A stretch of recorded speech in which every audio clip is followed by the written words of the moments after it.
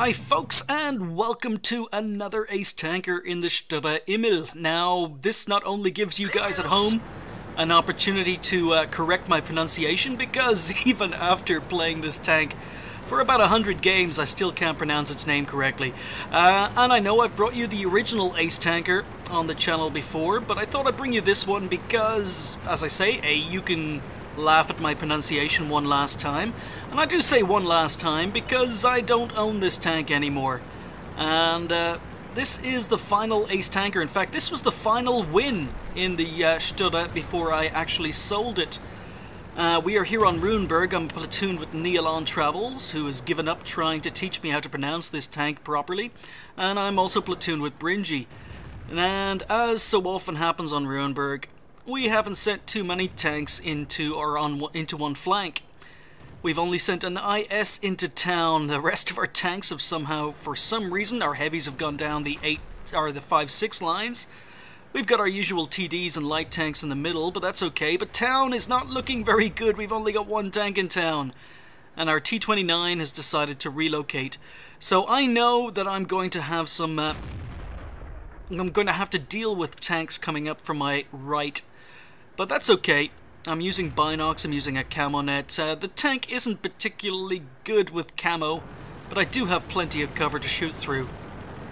So I'm just making a little bit more cover for myself, and because we've sent so many tanks into the middle of the map, I realize that I'm not going to get very many shots into the middle, so I'm basically moving down to try and support my heavies.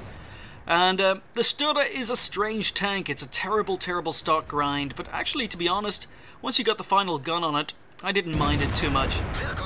And the final gun, very, very nice. 563 damage on my first shot. So I've only got 15 rounds, but I do have 231mm of penetration, 490 alpha damage. So that was quite a high roll. And I'm just looking for shots, trying to support my heavies. And another 525. Now, if I ever had one criticism of this tank, it seems that in previous games I never ever rolled high. I always seem to be rolling low. But first two shots left me on 1100 damage, both two high rolls. So our IS and T-29 are still holding on, and I'm just giving them support where I can. But unfortunately they're starting to die.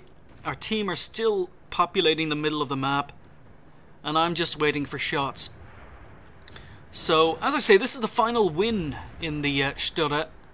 Now, this left me 1000 XP away from the borsig, and I thought, when I played this game, that, oh cool, basically one more win in this tank and I'll unlock the borsig, but it ended up taking me 3 games. All 3 games after this were losses. So I ended up having to play 3 loss games in a row in this tank in order to unlock the borsig, just to get 1000 XP. So when you see all these wins on the channel,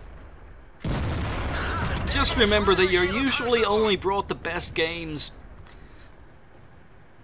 You don't get very many fail videos on any YouTube channel. But anyway, in the meantime, I put in another shot into the IS-3, set him on fire. Unfortunately, left him on left him on a little bit of health. And there's that camo rating. So I've just been spotted, even though I was behind bushes. Once I fired my gun, my camo rating went to 0. I'm getting hammered from town. I'm getting hammered from the middle. So I've fallen back, and I should have dropped off radar, at least from the IS. So again, I'm moving forward, trying to create cover, trying to use these bushes. And our team are still in the middle. I have no support here, and I know there are at least 3 tanks in front of me. So I'm edging forward, and you can see that because I've got so many bushes in front of me, I wasn't able to spot the Chaffee moving in. And I know that the Tiger and the IS-3 are just waiting for shots, so I'm very, very cautious not to give away my position. So I get one nice shot into the Chaffee, and that's more like the Sturer usually performs. That was a below average roll, 417, on a gun that does 450. But we've killed the Chaffee. IS advanced because I wasn't spotted, so there's a kill number 1. And now we can continue shooting through bushes. Going for an engine shot, and again, nice roll. And the Tiger's coming for me. Now, it is a Tiger P, but my gun has more than enough penetration to go through the front. But I decide to go for a turret shot anyway. So we're on 3.7k damage, and we've actually successfully defended the town with just 2 heavies and myself.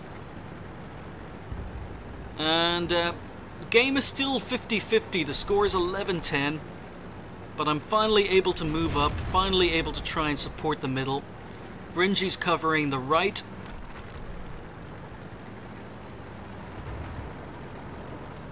And I know that the T-29 was last spotted on the F line down in the middle. So I'm kind of taking a little bit of a risk. I want to move up and support Nealon, but a little bit of danger from the middle. Our Tiger's moving up. Nealon's very low health. I'm very low health. And we know that there's an AT-15 and a T-28 prototype up ahead of Nealon on the 0 line. So the T-29 is hiding in a corner. Bringy's moving in, the Tiger's moving in on him. Not sure if I'm going to get shots from up here.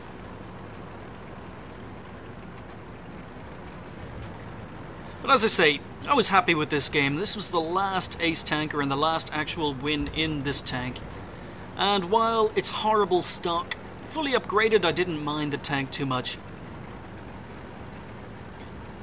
So it is now 4 versus 3. T-28 prototype is spotted. So Nealon's moving back. All our team seem to be on pretty low health, so we do need to be careful, and there goes our Tiger 1. So it's just the 3 platoon mates left.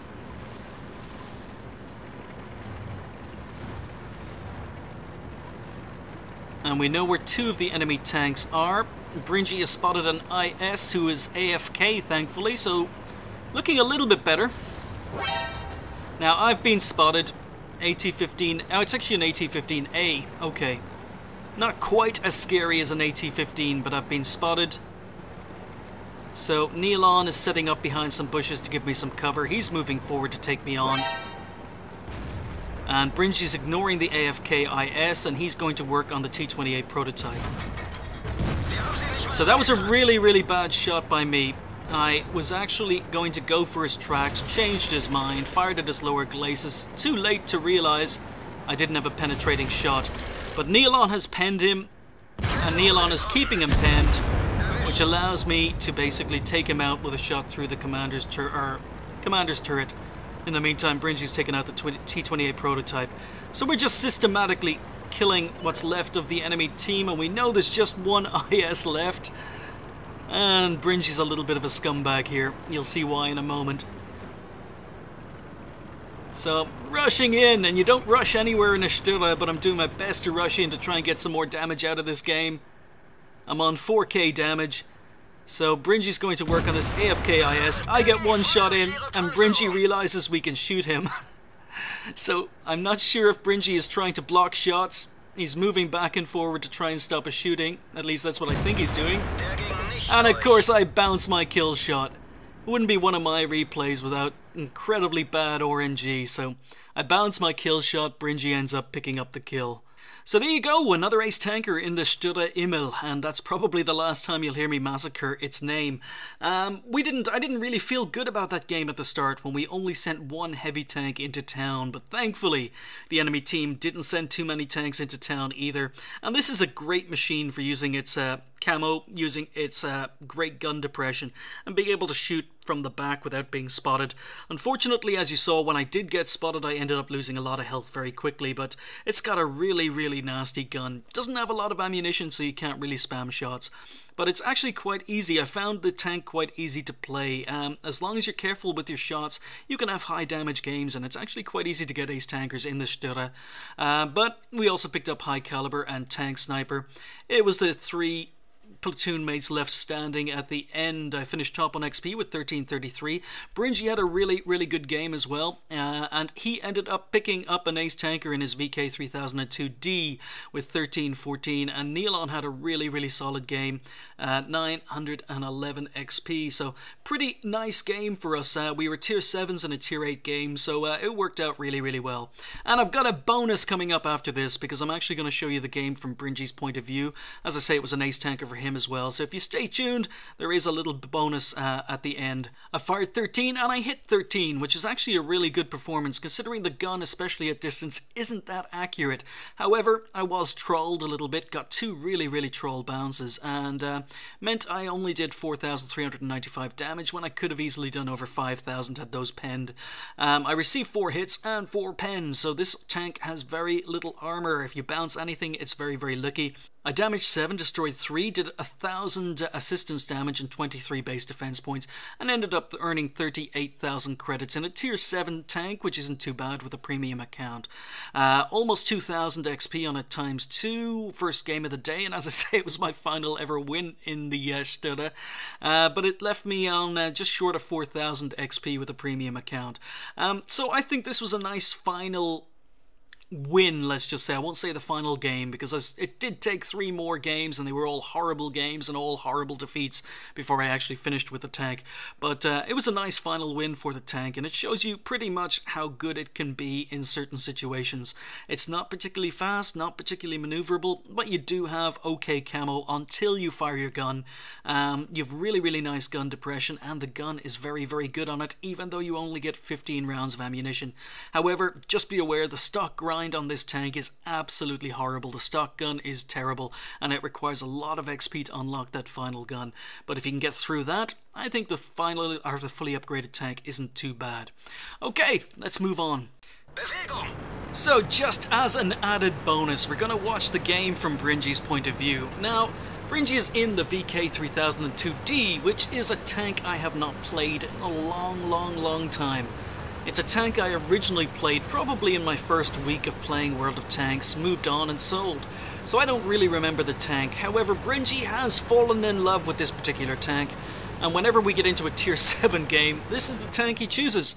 Even though Bringy does own a couple of premium medium tanks for the Germans, this is the tank he actually trains up all his German medium crews in. He enjoys it that much. Now, as I say, I don't think I've brought it to you on the channel before, and I really can't remember much about the tank, but we've got to see Bringy going to work here. And the gun depression looks okay, not fantastic, looks typically German. And Bringy is starting with this premium ammo. He's got 12 rounds in the tank, so his premium ammo give him 171mm of penetration, which is actually okay for a tier 7, not fantastic. He's got 132mm of penetration with his standard AP. His reload looks to be about 6 seconds, and he's got 220 alpha damage, so yeah, the damage, the DPM on the tank doesn't look too bad. He decides not to go for a shot on an angled IS-2, but he's doing what a lot of medium tanks really should be doing on Ruinberg, which is he's protecting and he's patrolling the middle of the map. It's really important on Ruinberg to actually gain control of the crossroads, and it allows your heavy tanks to advance through town, assuming of course you've actually sent heavy tanks into town, which wasn't the case in this game, as you already know.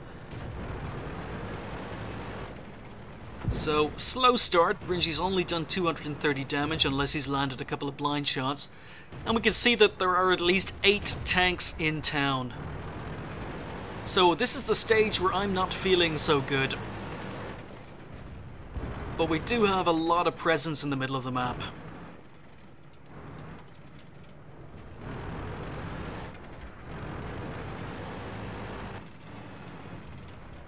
This IS-2 is angling well.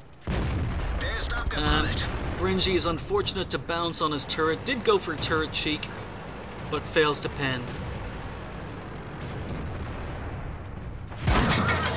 And Bringy doesn't seem to have sixth sense. He was spotted, takes a big hit from a T-29. But he does have a lot of hit points actually, and quite surprised. 1250 hit points on a tier 7 medium. That's actually pretty good. So there you go. Bringy's not happy about being caught in a crossfire. And he's letting our team know it. Actually, he's letting our platoon know it.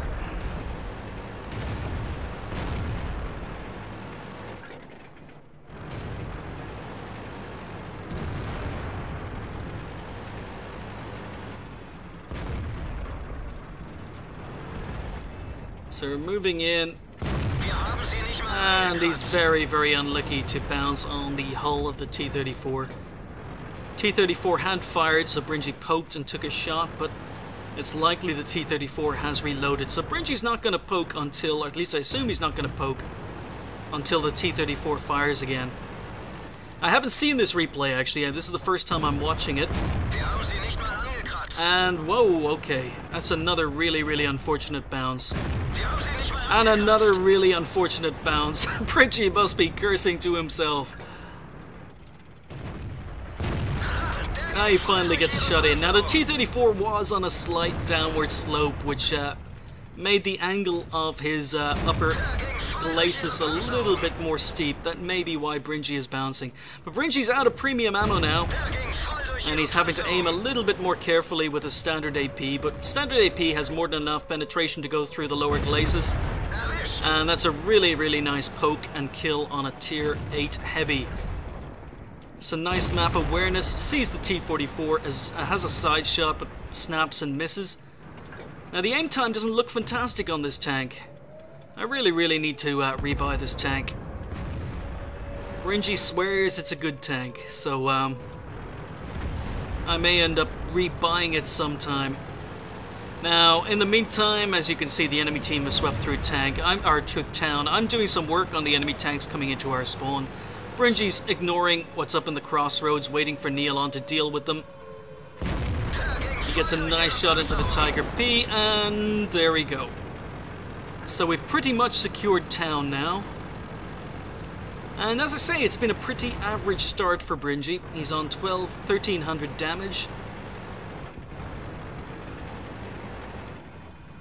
And he's just looking for more shots, so even though he had the side of the turret on the T-28 prototype, he's got an orange reticule.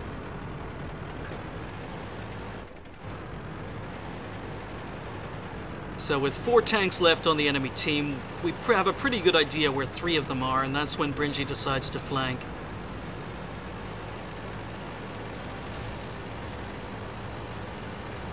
So very quickly he's accelerated up to 50 kilometers an hour, so this doesn't seem to be an incredibly poor tank with regards to its mobility.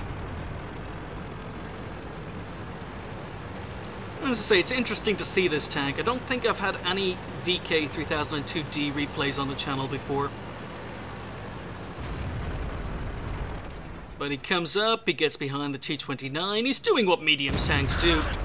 He's done his flanking, he's getting shots into the side and rear of enemy tanks. And T-29's ignoring him, and he doesn't get the chance to get a kill in. So, pretty standard game.